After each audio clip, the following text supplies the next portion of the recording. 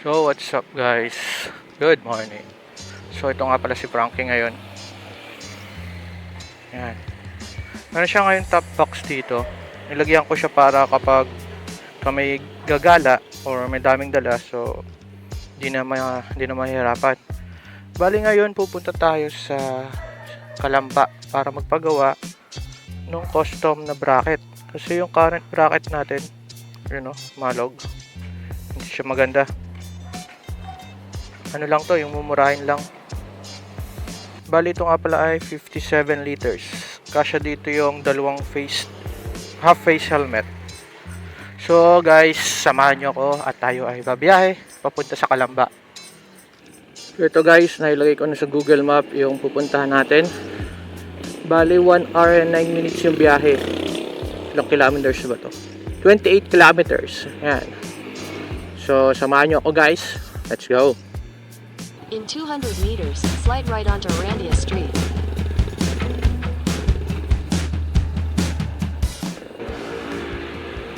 So, bali pala guys, yung pupuntahan natin sa Kalamba ay isang fabrication site ng brand name na ito. Yan, Jake.com. Heavy duty yung mga bracket kasi nila. Wala kasing available sa market na kakasya dito sa requirements ko. Kaya eto, pupuntahan ko sila. Nagpa-schedule ako para sukatan at gawan ng bracket itong aking e-bike. Bali yung bracket is for top box at itong side saddle bag natin. Pagagawa ko din siya ng bracket para hindi siya nakasag. Hindi maganda yung pwestuhan niya eh. Yun lang ang mahirap kapag custom build kasi mostly custom lang din yung mga parts na mabibili mo eh. Wala siya yung ready yung plug and play.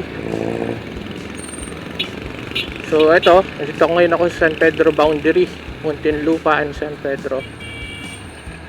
Sabi is 1 hour daw yung biyahe. Today is April 5. Alas 8 ngayon eh. Alas 8 ng umaga. Medyo cloudy. Huwag sana umulan. Mahirap umulan eh. Kapag umulan, mahirap.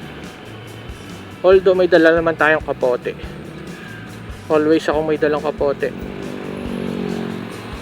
Sana wag din traffic. Kasi itong national road na to, always traffic dito eh. Although may agap-agap pa naman, kaya sana walang traffic.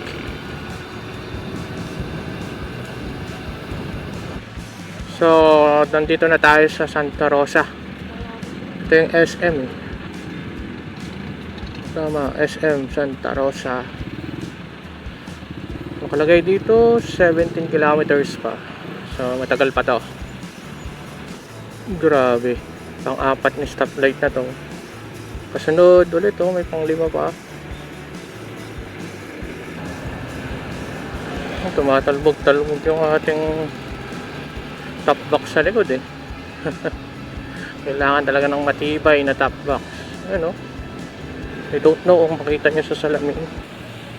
Maliit kasi yung bracket na nandun, yung pang TMX. Maiksi yung platform. Kailangan natin ng malapad, then matibay. Yung top box design pala bracket na gagawin ko is yung madaling matanggal. Kasi hindi ko naman laging gagamitin yung bracket na yan. Yung top box na yan. Pati yung tawag dito. Pati yung sa side saddle bag. Yung mga quick release sana yung papagawa ko dun. Kung kaya. Para pag naglilinis, madali siyang tanggalin. May mga provision na naman ako ditong nilagay sa frame. Kung saan pwede siyang itornilyo. Or baka sa bracket na lang ng top box doon din ilagay yung bracket ng saddle bag. So bahala na kung anong options. Palalagyan ko rin siya ng grab bar sa gilid niya para mas madaling pag nagpa-parking ka o kaya tinutulak mo siya, madali siyang maniobra. Actually nakabili na ako ng isang bracket, kinabit ko doon sa Super 73 ko. Meron lang akong ginawang modification doon para mag-fit eh. So nasira yung mga original niyang pintura kasi kailangan mag-welding ng bago.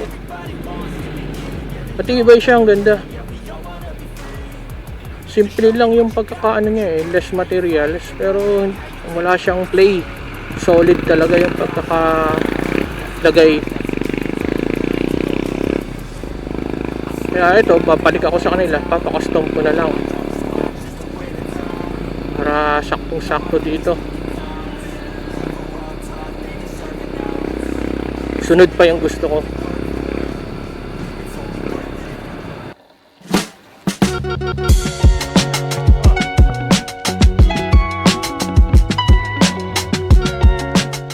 May naririnig na akong grinder.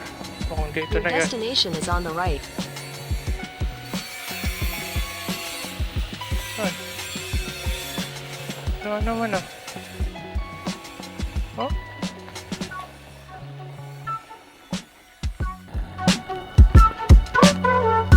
Ayun.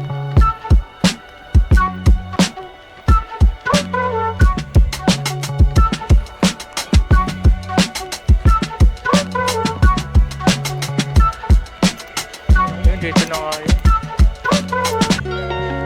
Bas dito ba yung Jcom pub site? Ako po yung may schedule ngayon, papasukatan tapos gagawin ng top box. Okay. Dito lang po.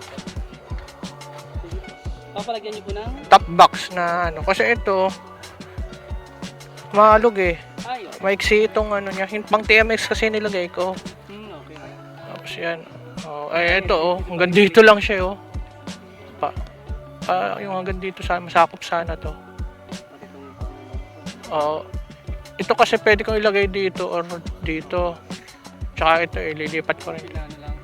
Binabaan ko lang to eh. Taas kasi niyan. So, parang ganyan pa rin siguro itsura niya. Tsaka dito, saddle yung ganito.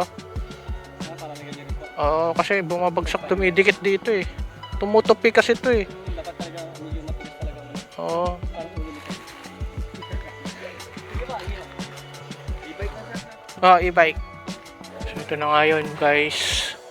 Hirap hanapin. Sa loob pa ng subdivision siya eh. Oh, tabi siya ng creek.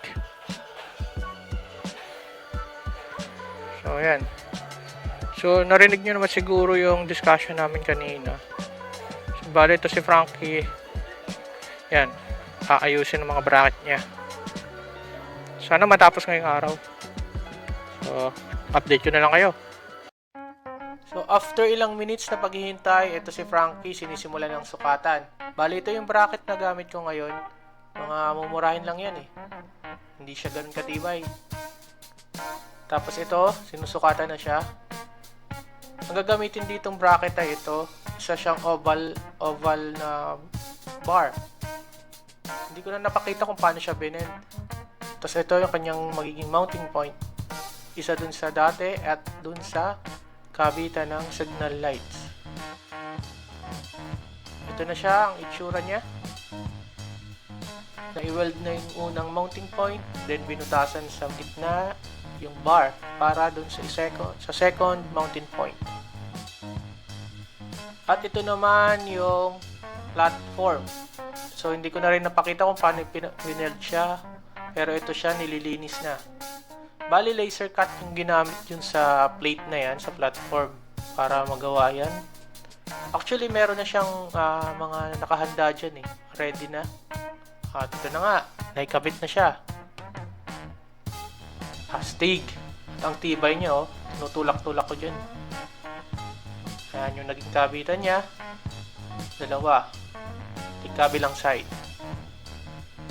Bali, alas 12 na ng tanghali itong part na to. At tuloy-tuloy pa rin yung paggawa nila.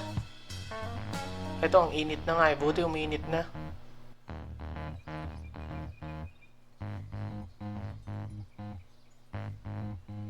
So, ito yung shop pala nila.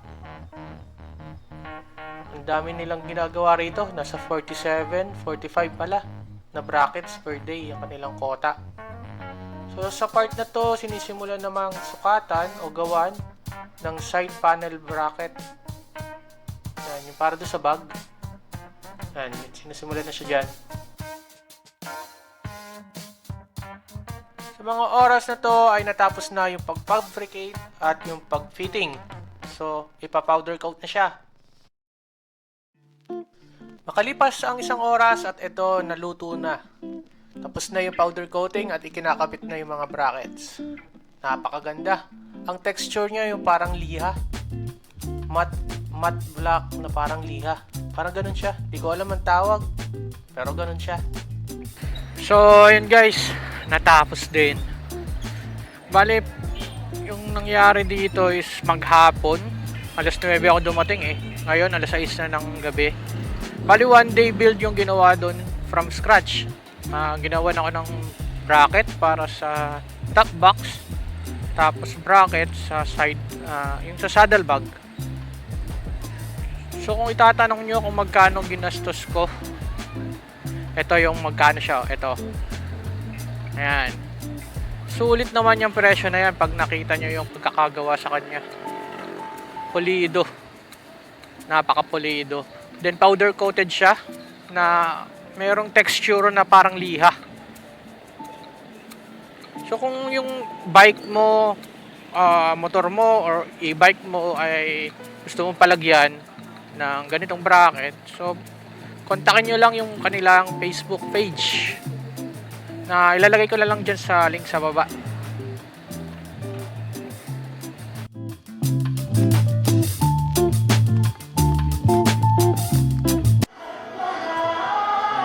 Trend test.